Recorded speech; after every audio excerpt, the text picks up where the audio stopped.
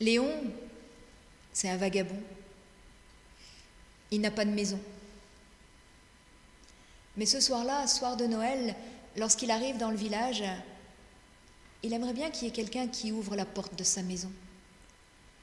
Il aimerait tellement avoir un endroit où il puisse simplement se poser, se réchauffer. Derrière les portes et les volets, il entend les rires, les chants, les conversations, mais personne n'ouvre sa maison. Et au bout du village, juste sous un lampadaire, il voit une femme, non, une fée. Une fée qui lui dit, tu sais Léon, si tu veux une maison, il y en a une là, juste à la sortie, après le virage. Bon, c'est une maison qui est un peu brûlée, mais si tu veux, tu peux y aller. Si tu es assez courageux, parce qu'il n'y a jamais personne qui est rentré dedans depuis qu'elle a été vidée. Léon écoute et il poursuit sa route. Et effectivement, après le virage, il y a une maison. Elle a brûlé. Léon s'avance, il pousse la porte et il rentre. Et à l'intérieur, c'est comme si le temps s'était arrêté. Sur la table, il y a un bol et une cuillère. Dans la cheminée, il y a des bûches, des fagots, il y a même une marmite. Léon repousse la porte et il allume le feu dans la cheminée. Il fouille dans son sac et il en sort des patates et des poireaux qu'il a volés dans un jardin. Et il fait une soupe. Et pendant que la soupe était en train de cuire, Léon rêve. Il rêve au Noël qu'il avait quand il était petit garçon, qu'il habitait dans une maison. Il pense aux histoires que son père lui racontait. Son père qui lui disait, parfois la nuit de Noël, la terre s'ouvre et ceux qui savent regarder peuvent trouver un trésor. Un trésor. C'est pas une chose pareille qui arriverait à Léon. Mais bon, la soupe est cuite. Alors Léon mange et puis il se couche. Il y a un lit là, juste là. Il se blottit sous les couvertures et il s'endort. Et puis tout à coup, il est réveillé par un drôle de bruit. Ça fait clac, clac, clac, clac, clac, clac, clac, clac, clac, clac, clac, clac, clac, clac, clac, clac, clac. Léon ouvre les yeux, se redresse et là, juste devant la cheminée, il voit un drôle de petit bonhomme. Il est tout nu, avec juste un chapeau sur la tête. Mais c'est pas forcément ça le plus surprenant. Il est presque bleu. En fait, il est bleu de froid. Et le clac, clac, clac, clac, clac, clac que Léon entend, c'est le drôle de petit bonhomme qui claque des dents tellement il a froid.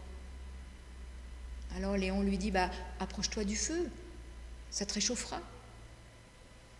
Le petit bonhomme ne bouge pas. Il ne dit rien. Léon sort du lit et rajoute 2 bûches dans la cheminée. Approche-toi du feu. L'homme ne bouge pas, ne parle pas. Alors Léon se recouche et comme il en a assez d'entendre l'autre qui fait clac, clac, clac, clac, clac, clac, clac, il lui dit, viens te coucher avec moi, à 2, on se réchauffera. Et le petit bonhomme le regarde et lui dit, tu pourrais bien le regretter. Mais non, reste pas comme ça, viens donc te réchauffer. Et le petit bonhomme s'avance et se glisse sous les couvertures juste à côté de Léon.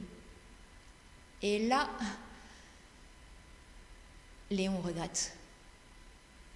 C'est comme s'il y avait un morceau de banquise tout entier qui était rentré dans le lit. Et Léon sent ses pieds qui se transforment en glaçons. Et ça fait tellement froid qu'il serre les fesses, et il serre tellement les fesses qu'il a l'impression que c'est 2 morceaux de beurre qui sortent du congélateur. Et ça fait tellement froid que ça fait comme un nœud qui lui noue le ventre. Et l'autre à côté qui lui dit « Fait pas chaud, hein ?»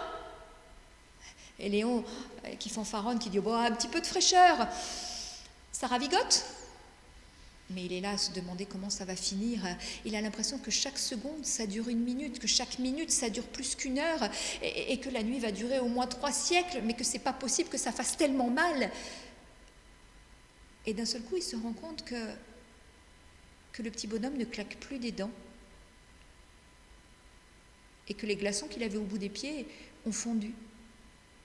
Il regarde ce petit bonhomme et il se rend compte qu'il il n'est plus bleu, il est devenu violet clair, presque rose, et surtout, il s'est endormi.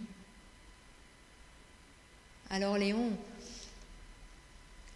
finit de se réchauffer, ses fesses en mode de beurre qui sortent du congélateur se ramollissent, le nœud qui lui broyait le ventre se dénoue, et il s'endort.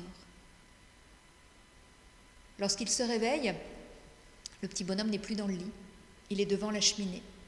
Bon, il est toujours tout nu, mais il est tout rose. Il regarde Léon et lui dit, tu sais Léon, cette maison, c'est ma maison. Elle a brûlé il n'y a pas si longtemps. Et en brûlant, elle a brûlé ma femme et ma fille, mes 2 trésors. Et après ça, j'avais tellement de chagrin.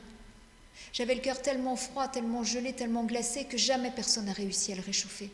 Et toi, Léon, cette nuit, t'as réussi. Alors si tu veux, cette maison, je te la donne. C'est ta maison. Et sans dire un mot de plus, le drôle de petit bonhomme s'en est allé. Il a disparu. Léon s'est levé. Il s'est approché de la cheminée, il a ranimé le feu pour réchauffer la soupe.